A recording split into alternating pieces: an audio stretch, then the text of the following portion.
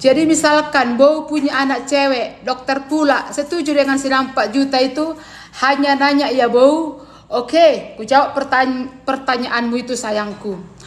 4 juta sinamotnya andaikan aku punya anak cewek. Jawaban saya sederhana, sama dengan jawaban bapakku dulu. Dah, malodunga marsia holonga kamu na dua do laki ido na utama. So mangadati petahoi.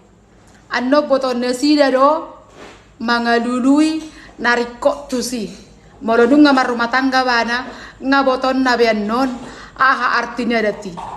Jadi moloy do kokona kini nga dokter pe anakku sekali pe pada profesor, tidak aku haruskan dia harus mengadati. Yang paling utama adalah mereka saling marsia holongan tudolok tutoruan. Dangi idona paling utama sian. Jadi sarupa do jawaban ni bapakku na jolo jawabakku.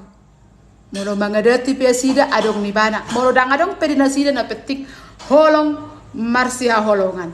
Hora sasian, hora ni ma jawabakku.